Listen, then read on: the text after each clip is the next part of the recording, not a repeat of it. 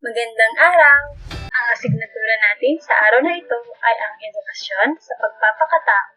Ikalawang markahan, Module 1. Aralin 1. Pangako o pinagkasunduan. Alamin natin na ipapakita ang kahalagahan ng pagiging responsable sa kapwa. Pangako o pinagkasunduan. Subukan natin. Panuto. Basahin ang bawat pangungusap at isulat kung ang pahayag ay tama o mali. Una, tinutupad ni Elsa ang pangako niya sa kanyang mga magulang. Ikalawa, kinakalimutan ng aking kaibigan ang ipinangako niya sa akin. Ikatlo, nag-iisip ako ng paraan upang magdahilan sa hindi pagtupad sa aming kasunduan. Ikaapat, bilang mag-aaral, kailangan kong tuparin ang aking mga ipinangako sa aking mga guro at kamag-aral.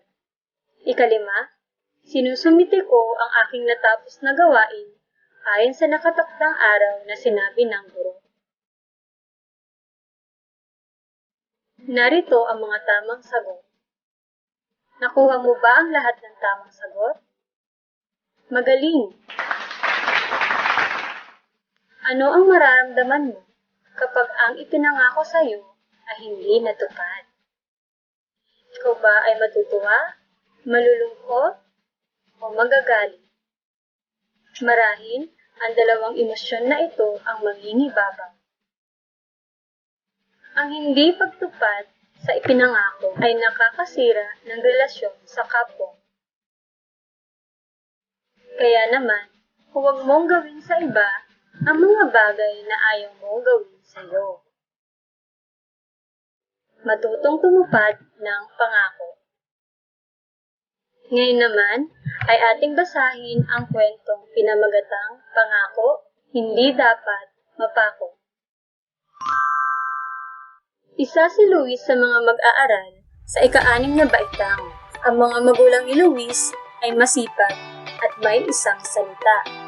Laging sinasabihan ng kanyang mga magulang si Luis, kapag ikaw ay nangako o nagbitaw ng isang salita, dapat mo itong tuparin. Malaki ang pananagutan ng tao sa bawat salitang sinasambit niya. Nagkaroon ng isang paligsahan sa paaralan.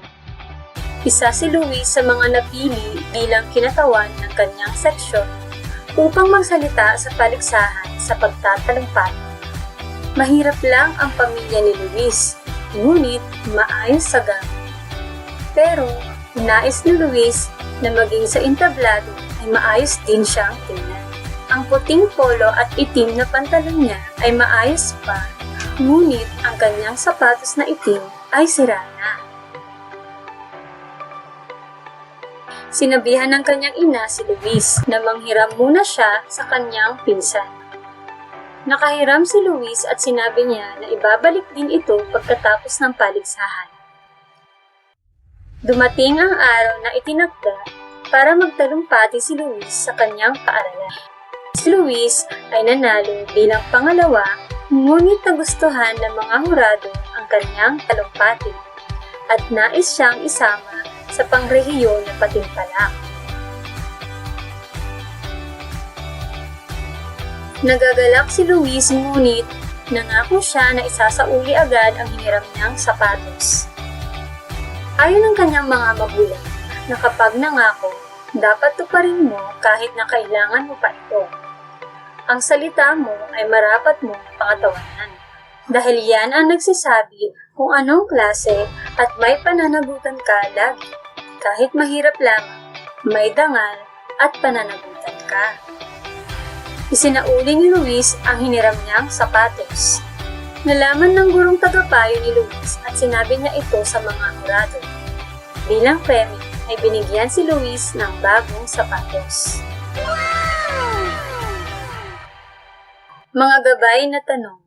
Una, anong paligsahan ang sinalihan ni Luis? Ikalawa, ano ang hiniram ni Luis sa kanyang pinsan? Ikatlo, isinauli ba niya ito kaagad? Bakit? Ikaapat, Sa lahat ba ng pagkakataon ay dapat tayong tumupad sa ating pangako? Bakit? Ikalima, ano ang kabutihang maidudulot ng pagtupad sa pangako?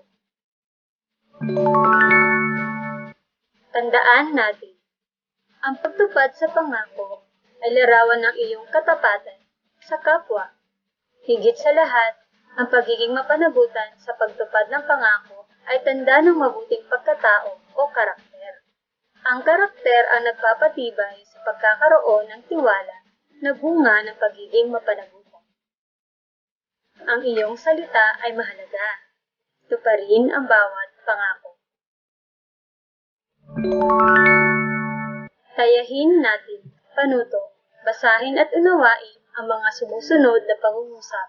Piliin ang letra ng tamang sagot.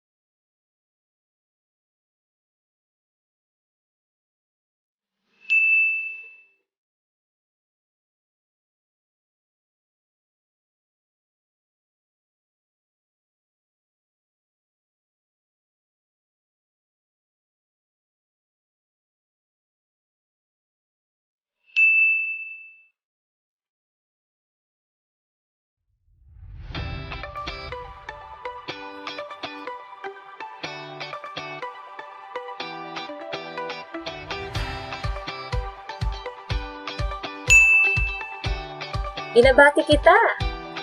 Naway, katulad ni Luis ay marunong kang tumupad ng pangako. Maraming salamat!